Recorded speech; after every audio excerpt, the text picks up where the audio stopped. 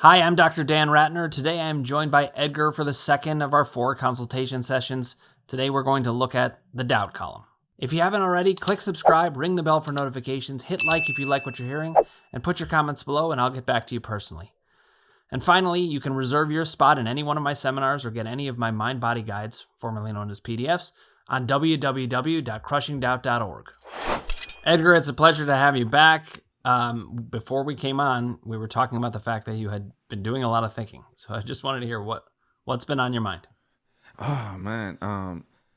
Ever since our first session, Dr. Dan, I was like, I started thinking about everything that you told me, about the pain, and I realized that my mind is thinking like all the time.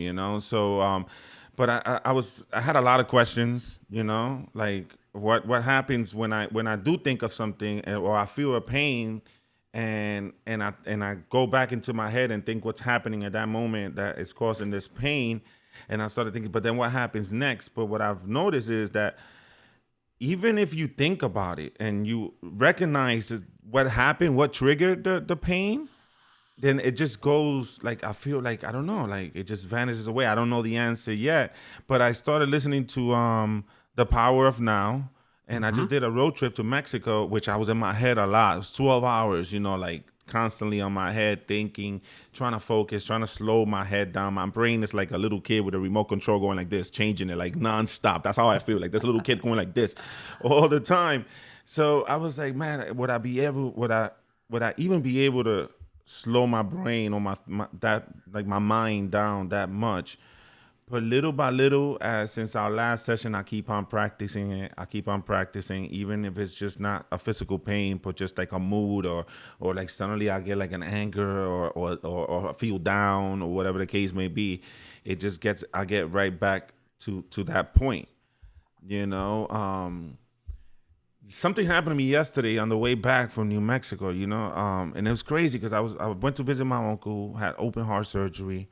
And we were talking. I was talking about this podcast, and I was talking about the podcast that we're doing, and he was telling me. We started talking about police. He brought up the cops. He goes, what needs to be talked about when how to educate people on when they get pulled over. The things you should do when you get pulled over by the police and all this stuff. And I entertained it for a little while, and I didn't think about it. But on the way back yesterday, I got pulled over. Oh, I got pulled over. I got pulled over in Tucson, Arizona, out of all places. I've heard of Tucson. That's the place you don't want to be. I've seen the first 48. It's like back in Tucson, and here I get pulled over, and I was listening to the book on the way there, and how it tells you to like focus, like just focus on what's happening right now instead of letting my mind take me back, and I'm starting to understand it a little bit more. But here I am, and I get pulled over on a motorcycle, and I saw the cop, and he came right behind me. He pointed over, and I came over, and the old Edgar would have been mad. Not so much at him because it's not his fault, but I'm mad that I got caught, and I took it so like, and the cop came up to me, big high leather boots, big white dude. I was like, oh no, here we go. And he came up and he asked me for my license and registration, and I was letting it. He was, if I scream, it's not that I'm screaming, it's like the helmet is, I can't hear you, And I was like, no, it's okay, officer. And he saw the scar on my knee. He started talking to me about the scar. He goes, wow, ACL? And I was like, nah, torn quad.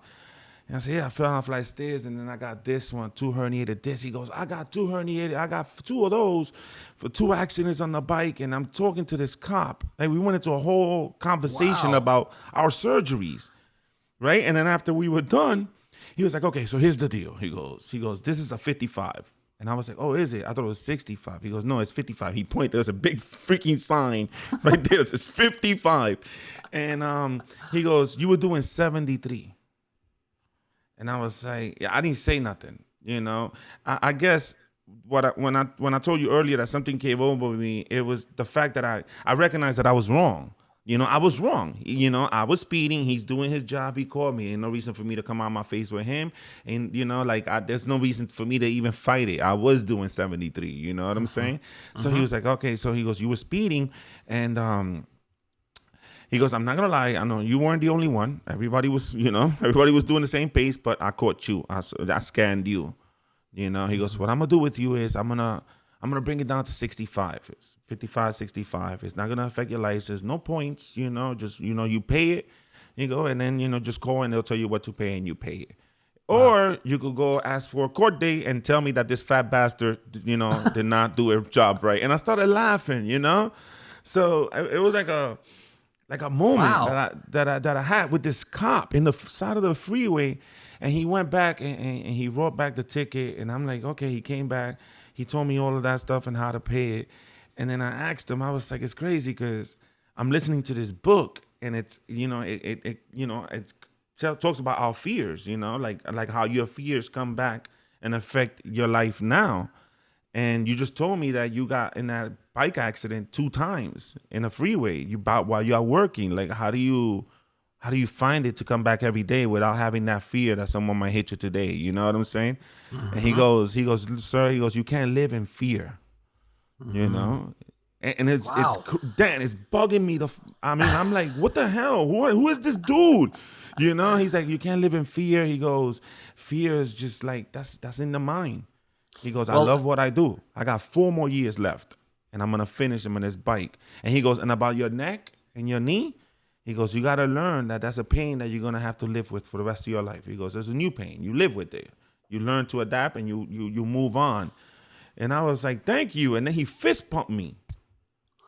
We fist pumped. And I said, God bless you, officer. And he walked away, and I was like, dude, I just fist pumped a guy who gave me a ticket, and I don't even know how much the ticket is. I'm telling you the story now. If I call there's $1,000, I'm gonna change my whole demeanor about this dude. But right. It was like it was a point that I was proud of myself. Now I don't know if this has anything to do with what we talked about. Oh, it does. But how I handled that situation, I was proud of myself. I was like this on my shoulder. I was like, wow. Like I admitted at first that I was wrong. It's not this guy's fault. The old me would have probably gave him an attitude, would have said, oh, I wasn't doing 72, or it came on my face, or been mad about the situation. I wasn't mad at all. Dude, the fact that I gave that officer a fist pump was like, whoa.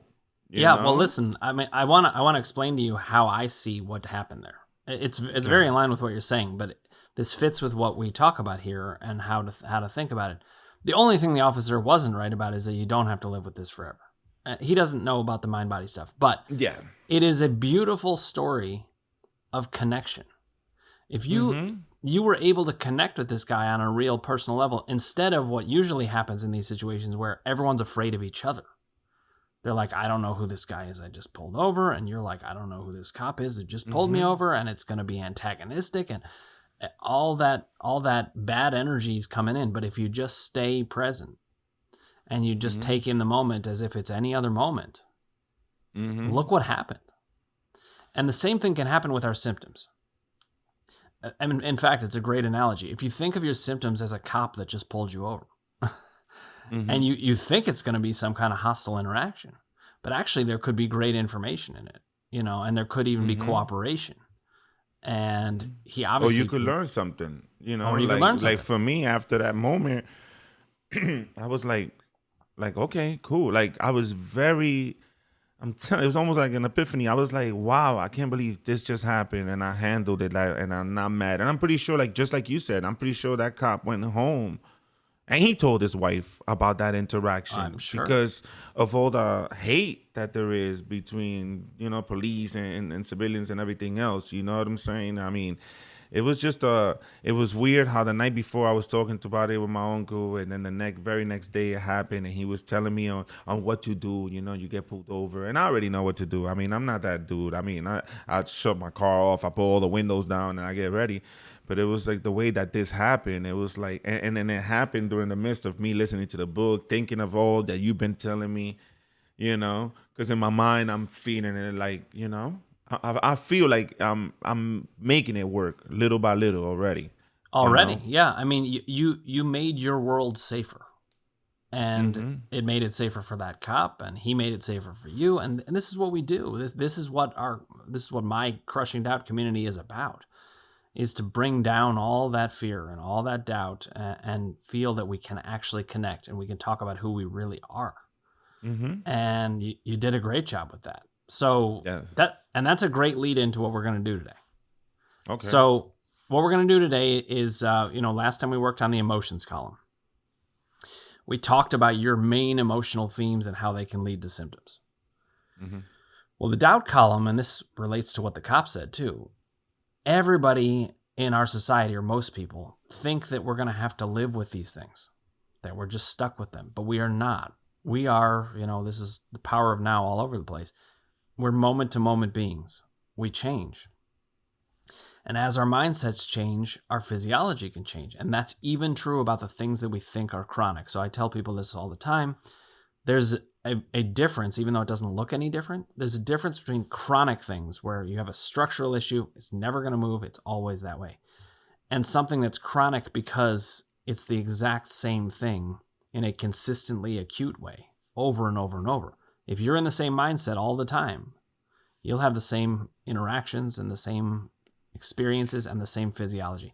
If you had been in the same moment with that cop that you were any other time you got pulled over by a cop, or imagined anything like that, the interaction would have gone totally differently. No, yes, for real. I mean, the fact that we had a conversation, like I felt like I knew this dude my whole life, and who fist bumps an officer who just gave him a ticket, but like that really blew my mind, but I'm pretty sure it was an experience for himself as well, Oh, absolutely. But for me, it really, it was a light bulb. It was like, wow. Yep. Wow. So you're already onto this. And so let me do a little bit of explaining about how the doubt column works. Mm-hmm. And it's going to be applying a lot of what you just did. But now we're going to do it with your symptom interaction and so again, one of the main ideas is none of it's chronic. This is something that is what I call consistently acute. Acute meaning it's happening just right in the moment, but it's happening over and over and over every second. So there's no way to tell any difference between that and chronicity. But the difference is very important because you can break something that's consistently acute. It's not always going to be there if you change your mindset. So here's what we do. First of all, I want to talk about what is doubt. Doubt is, of course, just definitionally, it's a lack of certainty. But if you've got any fear, I count that as doubt too. That's the emotional form of doubt. If you've got questions about what's going on with your body or how to understand the mind-body process, which of course you would, you're just at the beginning of this journey, that's a form of doubt. One of my jobs is to get all questions not only answered, but I actually have to get them asked. And that's a big part of what we're going to do today. We're going to help you articulate what your questions are. Confusion is another part of doubt. And so you're allowed to have doubts. You're allowed to be skeptical. You're allowed to have questions and confusion. And in fact, that just goes with the territory. But as we start looking at this, we're going to start helping you to see what are your questions actually? What do you need answered to be able to feel more certain about this? You've already come a long way in a week, and that was just you thinking on your own about these ideas. Because it really got to me, since that first night after that first session, it got to me, like I was already in my own head, questioning everything, not knowing where it was going, but like questioning everything. And I'm actually going to read the other book next, the other one you told me about as well. So that the Sarna book, yeah. Great. I mean, and there's going to be lots of good reading to do on all this, including my book when I can get it to you. But the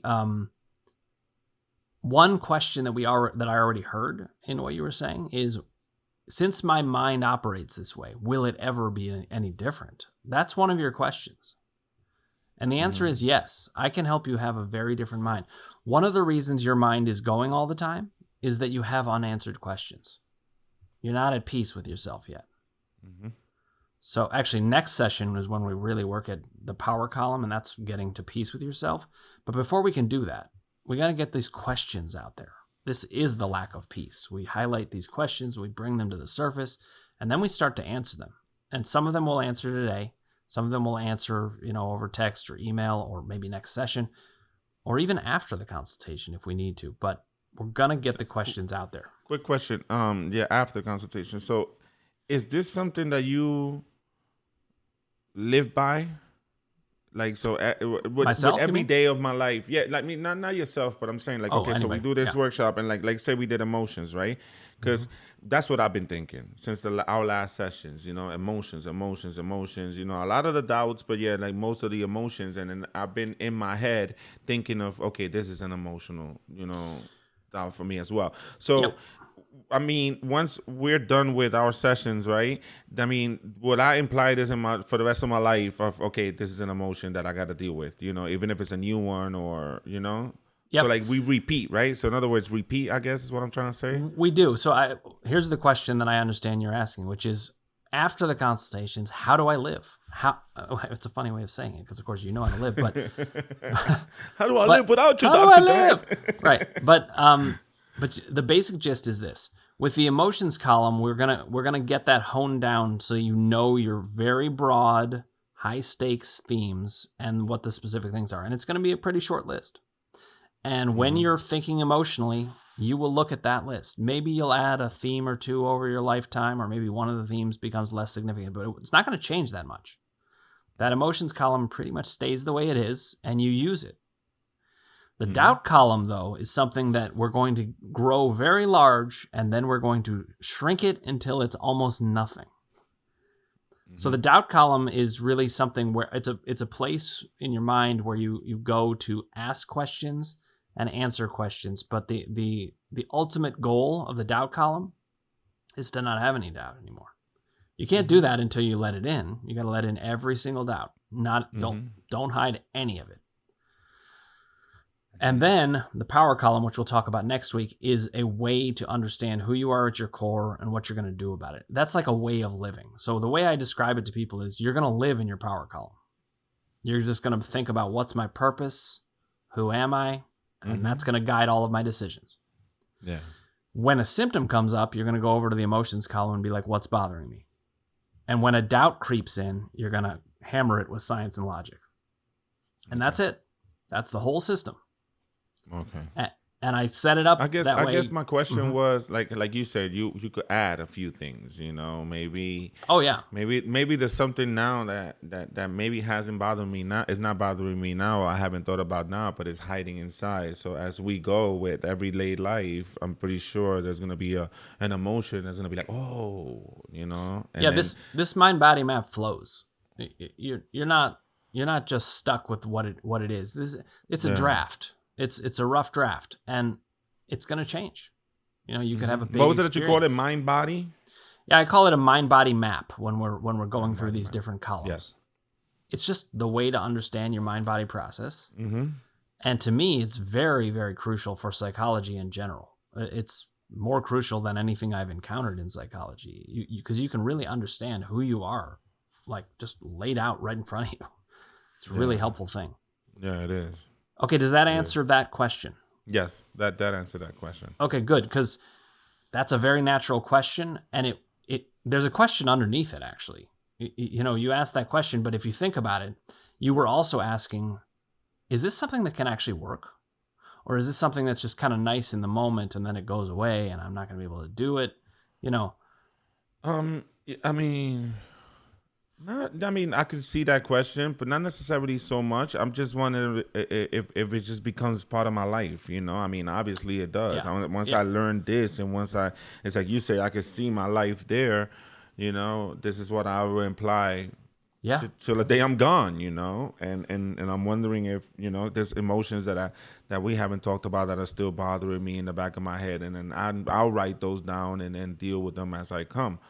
So when I have an emotion and I have a pain, so I think about it, right? Mm-hmm. So I feel the pain, I think about the emotion or the doubt, and then my question is, next, what happens? Okay, so I think about it, acknowledge it. Yep. And I know, okay, this is it, and it's all in the mind. So it's all in the mind. So is it me acknowledging it and clearing it out? Or well, the three columns all have three different functions. And in the emotions column, yes, if you acknowledge it and you get it pinpointed exactly right, that symptom should actually go down because you're translating it back from a mind-body experience where it starts in the head and becomes real in the body, and it's translated back to pure emotion. And then you can just sit with the emotion, and the physical symptom should go away if it's emotions column driven. But if it's being driven by fear and questions and confusion or just a lack of certainty, those have to be addressed with science and logic. You know, nothing that goes on in your mind is wasted, and nothing that goes on in your mind is weird. It's all good. We just need to find out how your mind is working and then work with it. So when it comes to feelings, yes, you get aware of it. But if the symptom doesn't go down, you haven't gotten specific enough. We got to get to what's the real specific thing that's bothering me here. And that was one of the great successes with the cop. You know, you were like in a zone with yourself where you knew who you were. You kind of, you weren't having an emotional issue. You almost, this is a weird way of saying it, you almost were enjoying it. You were dude. Yes, you know, for something to like, I mean, that's getting pulled over is one of those things that, you know, it's just like, you know, it's, you know, it messes you up in every way. But it was just like, once I saw how the cop reacted and how, you know, and boom. You treated it like any other thing. I did enjoy it, honestly. I don't care how much the ticket is, but I did enjoy it because I feel like I learned something from it. Yeah, and you got a really empowering fist bump, and you also gave something to him. Yeah, and that feels good. I mean, that ended up being a positive experience, and who would have thought it? So this is a whole change of mindset, and you see it already changed your life in a week, and that's just going to keep happening in a variety of ways. When it comes to these doubts, we're going to start getting your questions answered. But I don't want you ignoring those questions. They're all good. So we're going to spend some time doing that now. Next week, we'll get to the power column, which is another major way that you can shift how you're living. But once you've got those 3 columns, you have 3 ways of shifting things. Yeah. The doubt column is really important because it's a way of shifting your questions and fears and stuff in ways that people don't think is possible. They just think, this is unshiftable, I'm stuck with this. You aren't. It's all about how you're thinking about it. So let's dive in a little bit to how you're thinking about these things. And I want to orient you a little bit. There are 3 levels of doubt. There's doubt as to whether your symptom is a mind-body symptom or is it something structural, just something about the body that's damaged, can't change, which is generally not the case because everything heals unless it's damage to internal organs or some kind of major medical condition. Once you're cleared of that by doctors, you're safe working with the mind-body stuff. So the first level of doubt is this mind-body or not? The second level of doubt is, okay, I know this is mind-body, but how far does that go? Or is this partially mind-body? Or is this particular symptom mind-body, whereas I believe other things are? And that's the second level of doubt. The third level of doubt is, I believe what I have is mind-body. I believe it goes as far as it can go, and it covers everything. But can I actually do it? Can I make this change? Am I going to be able to... It's kind of a confidence issue. And not just a confidence issue, though. Sometimes people think that their particular symptom profile is unresolvable or that their personality, like you were describing with, this is the way my mind is. Can a mind like mine do this? And I just want to tell you, every mind can do this. Doesn't matter who you are. I could do this with a chronic schizophrenic. And I'd have to go through a different lens. I'd have to work with their mind. But if I could get them to trust me enough, which that's a challenge in that situation, but if I could, then they can start to trust their own mind in a certain way, which is not easy for a chronic schizophrenic to do, but it is doable. Anyone can do this. I just say that as like the extreme version of it. For you, you're going to find your mindset and your whole way of operating changes. I used to operate in a totally different way before my body conveyed these messages to me. So my job is to, as we talk about in this podcast, crush the doubt. But to do that, we got to bring it all out. The goal is not to not have doubt. The goal is to go ahead and have the doubt, and confront it with science and logic. So let's look at these 3 different levels. With your symptoms, is there any part of your symptoms that you doubt is mind-body? And if so, why? That I doubt that is mind body. Mm-hmm. And you might even be like, well, what do you mean by that? There's all kinds of questions. Yeah, I mean, you mean like so a pain that is not caused by the mind, obviously, right? That I think is not in the mind. Right. That if I control my mind, I could. Is there a limitation to that? Are there certain symptoms that you think? Yeah, I think some symptoms are that. You know what's but not crazy? others? Because even yesterday, as I was trying to, like, on the drive, right? Right. I was driving and my neck was hurting. Mm-hmm. My neck was hurting. I felt tight. I felt tense. I feel my tingling in my legs. And I kept telling myself, okay, I've been in this car for a while now. I'm driving. I'm sitting down. But then no. Then I keep on and thinking, okay, what is it? What is it? And I was in my head yesterday so far deep that that's how I realized, like, wow, I'm correct. I mean, I'm thinking too much. And my main question was, would I be able to slow this down enough where I could be like, boom, So yesterday, as I was having those pains, I was thinking, I was like, is this a mind body pain? Or is it because of the way I'm sitting or just been in this car, So it will hurt. I mean, I felt the pain. I'll think about it. It'll go away. It will stay there lingering around. Once in a while, I'll feel it. And that's how I pretty much went the whole way, which I think it's good because I didn't think about it so much. Right. Now, probably before we started this, I probably would have been like, oh my God, my fucking neck, my neck, Yeah. my neck, and oh my neck, and then it would just make it worse because now I'm entertaining that pain. Right. So I guess it does work because I felt the pain and I didn't think about the pain. I started thinking about this. Exactly. Right. And that's part of how we get our attention off the symptoms.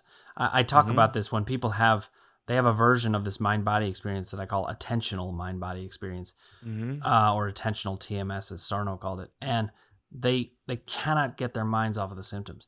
When you think emotionally, you actually get a chance to have a very different experience. And that's what happened. And another way of putting it is that you dialed back your fear. You were not nearly as afraid. There was something you could do about it. There was, and so there's all kinds of changes already happening. But you did voice some doubts there that I think you actually countered in a way. So you already are doing this process that I'm talking about. You said to yourself... The doubts of me questioning if this is the actual pain or is this me thinking about the pain. Yeah, well... But then I also learned that when I did think about it, then the pain went down, Which is extremely convincing, The proof is in the pudding. Well. Mm-hmm. But you were asking the question, is this because I've been sitting here too long? Like that's something I would write down in the doubt column as a doubt, although you've already kind of crushed it. You got past it. So, but that's what we would do in the doubt column. We would say, is this because of my posture? Is this because I've been sitting too long? Is this because it got irritated? Is this because I have a condition that limits my ability to sit here comfortably for a certain length of time? Now you've got a different mindset about it. And you realize that what you are thinking about and how you are thinking about it alters the symptoms. So I just did a drive myself.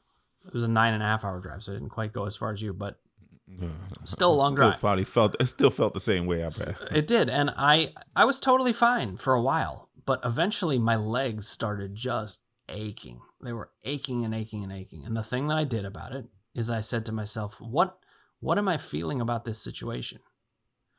And I was just like, I just don't, I want it to be done. I'm tired of driving. I wish I were there. And I concentrated on that kind of, almost childish wish. I'm not saying that as a denigration of children, by the way. But we all have that primitive wish that we could just have what we want. And when I thought about that, the pain would go away. But sometimes it wouldn't because I was in the stressful situation, but I never worried about it once. I never was like, uh-oh, I'm worried that some problems. Yeah, well, I could relate. It was probably the same thing with me. Like I was in a car, and I would get the tingling, and I would get up like this and stretch it out. But it's crazy because now talking about it with you, I realized, that I made it go away. Yep. And so instead of entertaining it and and asking, like, I don't know, it was just weird. But I guess, okay, no, it can be. It's all in my head. Yep. And it went. I mean, I felt it. It was uncomfortable. It was uncomfortable, but it didn't. It wasn't. It probably would have been worse before. I think absolutely. And the thing is, you're going to get stronger and stronger in this, because the next time you do a drive, you already have this experience. And what you will find is that the more experience you have with this, and the more confidence you have in it, the less symptoms you have. I can now make symptoms go away, Edgar, in seconds. I'll have something pop up and be like, oh, little shoulder pain. And I'm like, no, I made it go. I did it during this session. Remember I told you last time about the lower back? Yeah. I had some like tension right up here. And I thought about what that was about. And it's kind of funny, actually. And I'll share it with you because I think it's of interest, not just for you, but also for people watching. At certain moments, I think, I'm like anybody else. I can have some kind of doubt creep in. And the doubt that crept in at that moment was, am I that good at this? I actually thought that. And it just pops into your head. Doubt is always trying to play with you. It's trying to get in there. And that's one thing to think about. Doubt will always try to creep back in. So we always need to hammer it. And I said back to myself, I was like, it's weird that came up. And I must be feeling like pressure to deliver for Edgar or something like that. And what I remembered is, there's no pressure on me because my information is correct. I went to science and logic. I was like, what do I even have to worry about here? There's nothing. The information I have is so good. It's so right that all I have to do is have this discussion. And it's also kind of funny that I was having doubts anyway, because what you're telling me is already in 1 week, it's affected you in a profound and good way. And let me ask you now this. So you had that doubt and you told yourself that. Now, this is all in your head, obviously, right? Yep.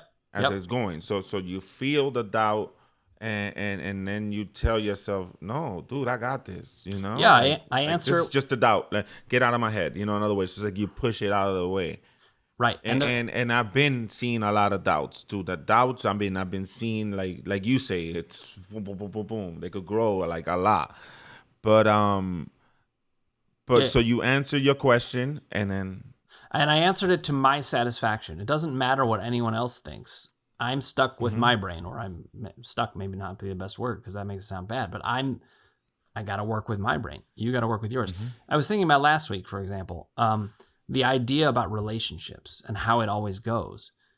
One thing I'd want to help you with the doubt there is, actually, if you change your mindset and you feel very valuable within yourself in a way that maybe you hadn't before, changes everything. Just like it did with the cop. You could have completely different relationships from this point forward. You don't know how it's going to be now because you're a changing being.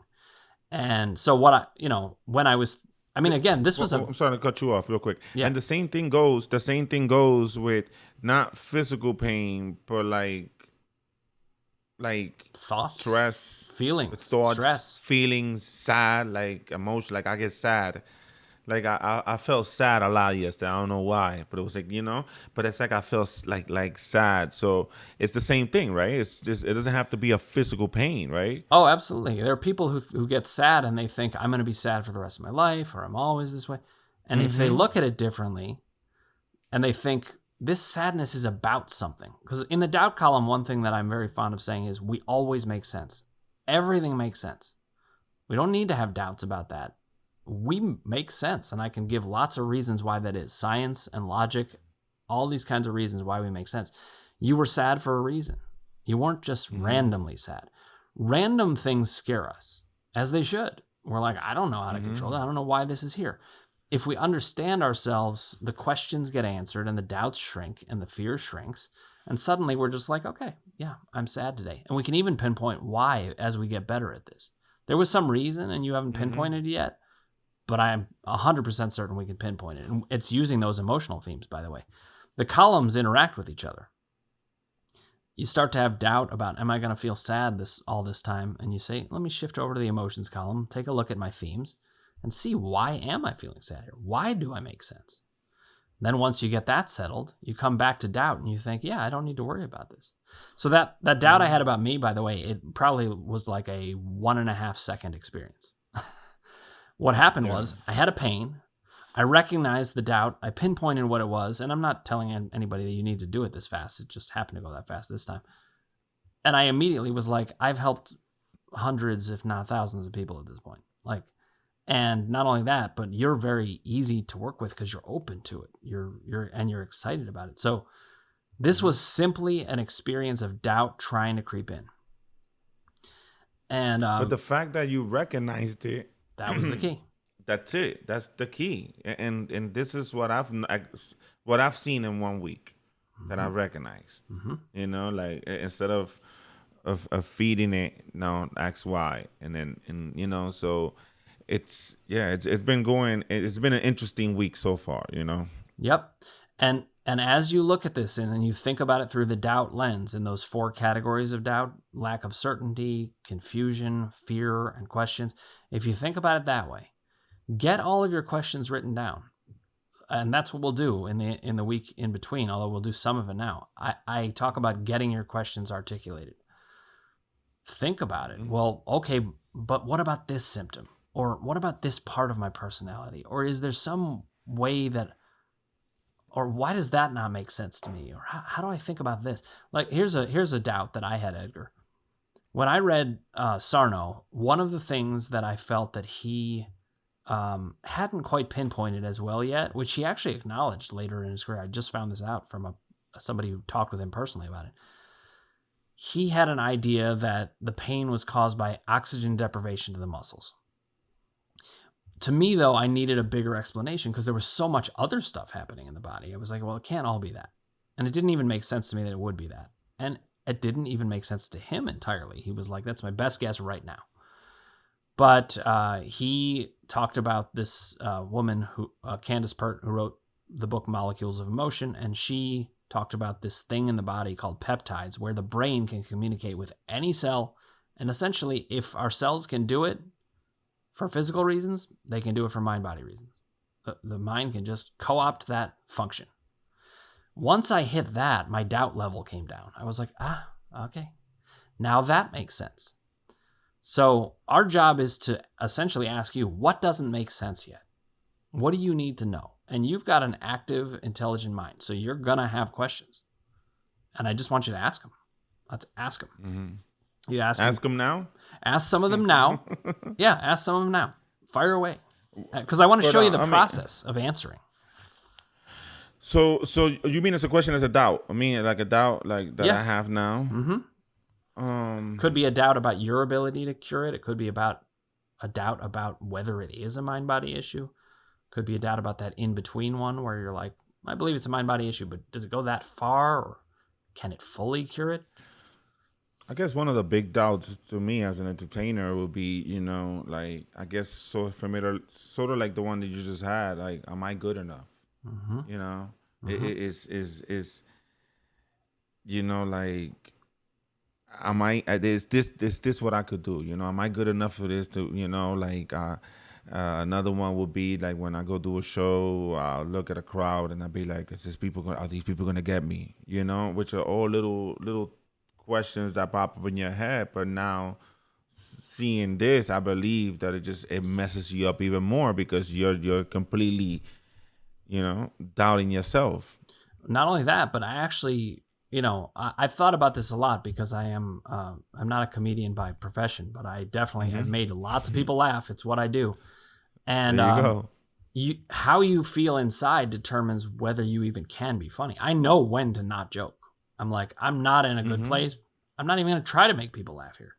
Next thing I know, I'm making them laugh accidentally. I'm just like, I can't help but be funny. It's just happening. But I wasn't trying because I knew my internal setup. So when you get synced up, this is actually power column work for next time, but when you get synced up with who you are at every moment, you will be your maximum funny all the time. Because let's say you get on stage and you had a certain bit in mind and you're like, I don't even feel like doing this. And you just go in a different direction because that's not where you're at in that moment. Mm-hmm. So, see, for me, it's weird. For me personally, when I go do a show, I actually do get in my head a lot before the show, So all those questions will pop up. These people gonna relate to me? Am I gonna be able to get them? Are they gonna, am I gonna, and all these little tiny questions that mess up my head. The times that I feel nervous, not nervous because I can't do it, but I got those nerves, the little butterflies in my stomach, like, oh my God, like anxious, I'm anxious. Those are the times that I have the best. Yeah. Sets, which is weird. When you see me pacing back and forth, people think I'm nervous, like I can't, I don't know what I'm gonna do. No, it's not that at all. I know what I could do, but I feel those little butterflies. I feel like those nights go better than the nights that I'm cocky and be like, oh, I'm gonna kill this. Yep. I walk into a room, oh, I'm gonna destroy this crowd, and then those times are the ones that I be like, whoom, because I already exceeded. I mean, I don't know. Well, let me translate it for you in a doubt way. When you're feeling cocky, you actually are disavowing the doubts. You're just trying to pretend they're not there. We always have doubts. So if you're feeling like I've got this 100%, those are the times I actually worry. Just like you said. I do. I mean, yes, bad. Yeah. I feel that way. I'll bring doubt. I actually do that. I do that. But see, what you're really doing is you're syncing up with the real you because you do have doubts. There's no way you don't. So if any of you out there are feeling at those moments like, oh, I got this, I don't even need to think about it. I encourage you, channel doubt, bring it in. Because then we answer the doubts and then we feel good. That's when you feel at your best, when you've let in the real stuff and you're still good. And here's another thing, Edgar, and this is power column work more that we'll talk about next week. But when you get on stage, one of the things that I think you talked about this last week, I can't remember if it was during the session or just after it, but you talked about the fact that you think you're going to be able to bring the full you even more to the stage. That's the best stuff. That's the comedy gold. I work with a comedian, and I talked to her about like I've seen her set actually, or one of her sets, and I said to her, I was like, the funniest thing was when you talked about you, when you got to the core you. Like, she says lots of funny things, but when she was talking about herself, it was hysterical. I agree with you 100%. And personally for me, ever since this whole pandemic, ever since everything that happened, now coming back into comedy after my accident, I want to talk about me. Yeah. The fact that you told me that I'm so good to work with because I'm not afraid, because I'm not afraid and I am afraid because I feel like I need to let things out. I need to talk about things. So I want to get on stage and I want to let people know who I am. And I noticed that when you go on stage as a comedian and you have a joke, a pre-stock joke that you do somewhere else, or you could see the difference on what's real and what's in that moment, and that's who that person is. And to me, I connect more with those people than the stock jokes or the one-liners, because I don't know who those people are. You don't know them as a person. I don't know. I just thought about this now. I want to bring the person on stage on my everyday life. Yeah. When I'm on stage, I'm someone completely different. And I took someone to a show who had never seen me do comedy before. And this is recently. Never seen comedy. Never been to a comedy show. Never saw that comedy side of me. And saw me on stage. And she was like, it's crazy. It's like you're a whole different person.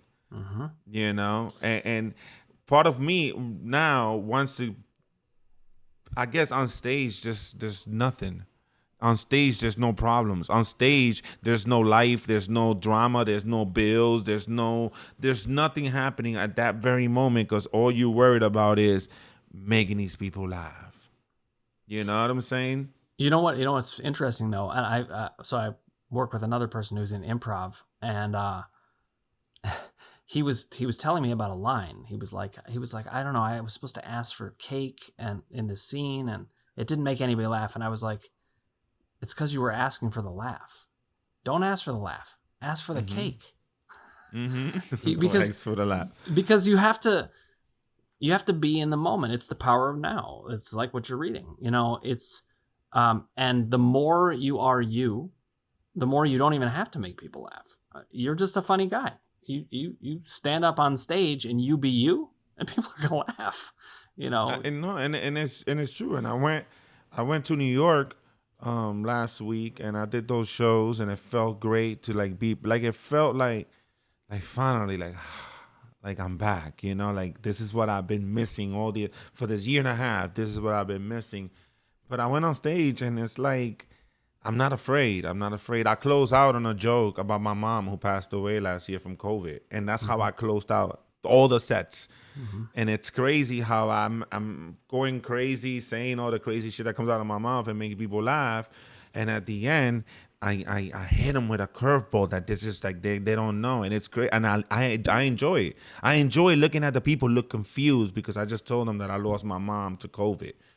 And I'm not doing it because I want your pity. I'm doing it because I need to talk about it. Yeah. But at that moment, I go into a joke about my mom, and it just it's like a mind roller coaster for them. But if they looking at me, they'll be like, wow, this is real. This is coming from a real fucking place, you know? Well, the thing is, the more real you are, the better. This is one of the reasons why, as I developed the power column, what I came to see is I can't just be a psychologist. The comedian in me can't stand it. I cannot just do that. I got to do other stuff. And I do other stuff, as you know. But the more we become ourselves fully, everywhere we go, the better everything feels. That's power column stuff right there. But it also answers doubt. That third level doubt, am I good enough to do this? The fact is, you are this unique person. Nobody can replace you. Nobody else can be Edgar. Know you, and so it is this unique, great thing. As you crush doubt, right? And just having a conversation with someone, right? Like we're having a conversation right now. We could have a doubt come in our heads. Yep. Do you have? For me, I'm still early in it, and but for yourself, do you crush the doubt as you're having this conversation with someone? Are you able to do that? Are you able to attack the doubt as you're engaged in a conversation with someone, or if a doubt comes in? I am now. It took, and not always, but most of the time, it takes practice because it's a way of thinking, and you become able to think about it in this way while you're doing other things. It's like you're multitasking, Like I said, I can do this session with you, notice my back pain, notice what my doubt is, crush the doubt, and I was still totally engaged with you. I wasn't just... It was just another way of functioning. And so, at first, maybe you'll have to more deliberately do it and be like, okay, wait a minute, hold on a sec. Or you might be like, okay, I can't do this in the middle of this conversation, but let me make a note of this doubt. Maybe you jot it down somewhere, or maybe you just hold it in your mind somewhere, and then you come back to it and you say, why did I think that I couldn't do this? Or why did I think that symptom was caused by, people start sneezing, they say it's allergies, or people get a pain in their, I got a pain in my elbow yesterday. I was playing basketball because I'm on what they call an entrepreneur's vacation. So like you're on vacation, but you're still working in a lot of ways. But I was playing basketball, and I got a sore elbow. I promise you this had nothing to do with basketball. This had to do with the fact that the mind-body decided, ooh, I've got a plausible movement to attach to. That's called a trigger. These physical triggers, even when you were driving and the throat started hurting, that was a trigger. You were like, well, maybe it's because I'm doing this physical activity. In my experience, it very rarely is it because of a physical activity. If the physical activity involves some kind of blunt collision, boom. Yeah, sure. People can get injured that way, but those all heal. So I do these seminars, and in the seminars, in days 2 and 3 of the 8-day seminar, I do actually crushing doubt, where I go through and I give 26 arguments for why almost everything is mind-body, and it's very obvious. And once I spell those out for people, they're like, oh my God, they don't tend to have the same doubts because I have preemptively answered a lot of their questions because I've had them all. I had them all myself. So the job here in the doubt column, bring the questions out, use your science and logic, and if you need help, that's when you come to me and you say, how do I resolve this doubt? Or if you need reassurance. The doubt column often requires reassurance. That's fine. And I think, I don't know, but to me, I think that the doubt column will be the one that will have always the most, right? Like, because, every day we could be doubted in one way or another. Every day doubt comes in. The way I think about it, it's like if you're looking at the columns on the mind-body map, the emotions column basically stays the same. Barely moves at all. You've got your themes, unless you get a drastic, life-changing, emotion, then that's a different thing, right? Yep. Or maybe you resolve something really fully, and you're like, that doesn't bother me so much. Usually, though, you're always going to have some vulnerability there. The doubt column I think of as like a growing, shrinking thing. It's like it's just constantly new data coming in. Oh, new doubt. Boom, I crank that out. The goal is to have the doubt column completely empty if you can get it there.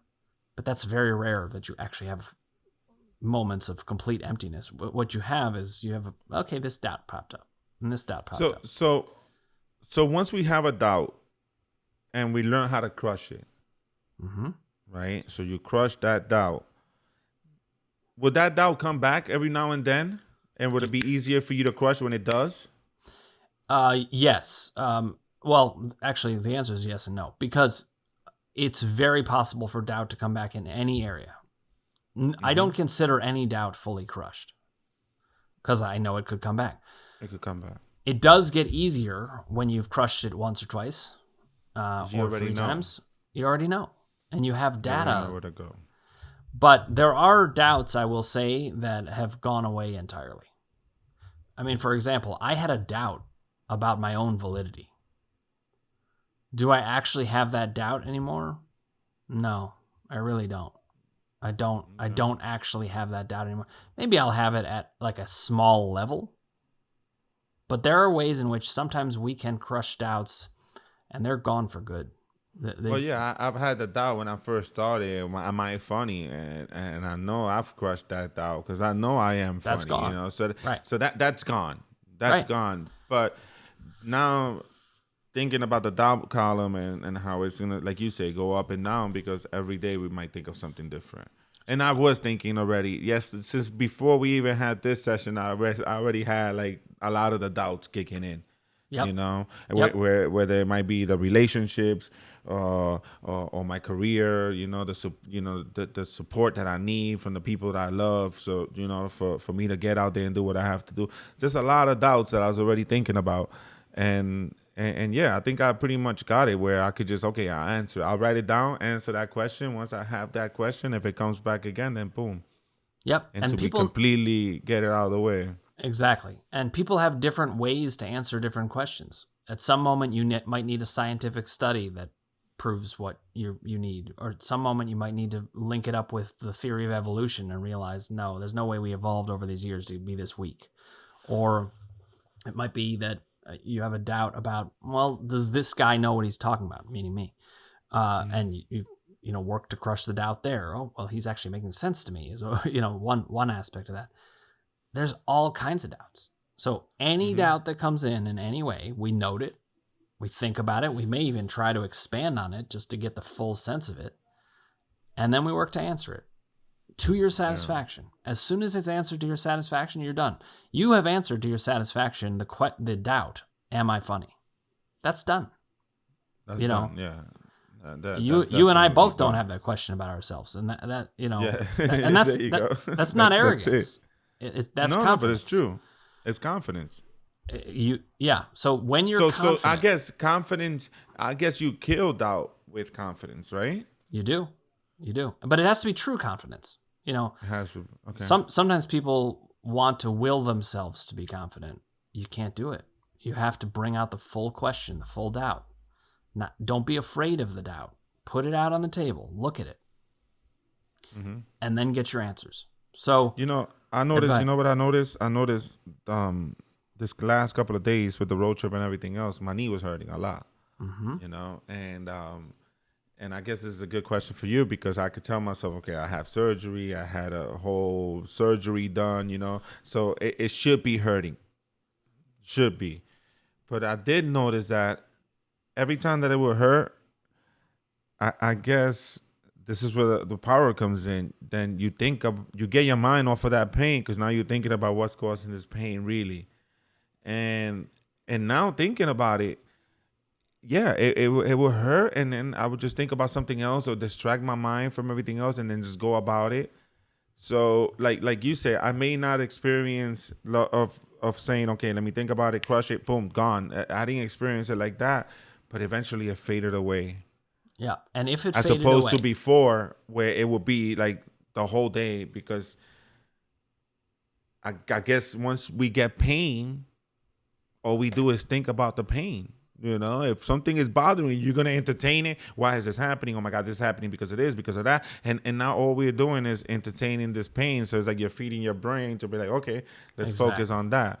But the minute I tell myself, okay, let me find out why, and this is where it's all making sense to me. This is how you've been, mind effing me this whole week because that's all I think about. That's all I think about. Now, anything that happens since this last week, and I'm only more eager to see what happens next week with the power column and eager to see how I keep this going in every day of my, in my everyday life, because I'm starting to see myself more like the emotions. Okay, that's another thing I want to deal with, the emotions when I feel down, when I feel angry, right. When suddenly I'm mad, where like I hear something and it will get me mad. It has nothing to do with me. There's no reason for me to even be mad at this. Yep. So yep. I'm starting to pick those up as well. Your whole mindset is going to change. And by the way, you won't stay feeling this stirred up about it. Eventually this will become integrated into who you are. And it's like you said, instead of thinking my neck, where you just can't think about anything else, you're able to think about other things. Then you see the symptoms break and change. And listen, structural symptoms don't come and go. When you break a bone, it does not come and go. Mm-hmm. If you're seeing it coming and going, it's a mind-body process. And that's good news. And that's what we're seeing. So you are going to be totally fine. Could you have acute symptoms here and there? Of course, that's the human condition. But are you doomed to anything chronic? Absolutely not. You're not. Yeah. And you're starting to see it because the symptoms are shifting. So we got to stop in a second. Not only see it, feel it. I'm starting to feel it as well, which is the more, right. It's better than see it. Much better. I mean, that's seeing it like true seeing, Seeing is believing, Yeah. But this is, you believe it when you can feel it. And I have lots of different ways in to help people, but your process is going really, really well, straight towards it. You're already seeing and feeling the changes. Mm-hmm. So we're going to keep it up. And what I want you to do in the interim, definitely listen to the Sarno book if you get a chance, because you'll keep thinking about this. Over the course of a couple weeks or a couple months, as you think about this, it becomes easier and easier and more integrated, and more questions get answered. And every time you answer a question or knock down a fear or take out a doubt or resolve confusion, you get stronger and stronger. And that's I've been doing since I started listening to the book. And what I've been doing is focusing on the now, trying to see if I could do that. Trying to see if, like, even having this conversation with you, since I'm all over the place, and I noticed that it used to happen a lot before, where I'd be having a conversation with someone and they talking to me and I'm thinking about something else, or my mind, I'm not even listening to what they're saying. I'm not getting it because I was all over the place. But now I'm seeing, like, okay, you know what? I could focus. Let's focus on this. Let's get my, and I've been trying to lay in a room and clear everything out. Mm-hmm. And just, that's great. Focus on me and then see how everything comes on. And I haven't done it fully, but I felt close enough where I could just block everything out and just focus on one thing. Even Today, I feel like this session went better than the last one because I'm hearing you better. Yep. If that makes any sense from last week, Not only does it make sense, but it's partly the way that it goes. The system is built to help you kind of get access about it. I mean, at this point, it's an old movie reference, which I can't believe, but it feels like yesterday. But it's like when you see The Matrix, you're just like, you start to see all kinds of different things. And that's the great thing about the work that I do that's different than psychology. You just bring the basic information and it's life-changing. I don't even have to do that much. It's right there.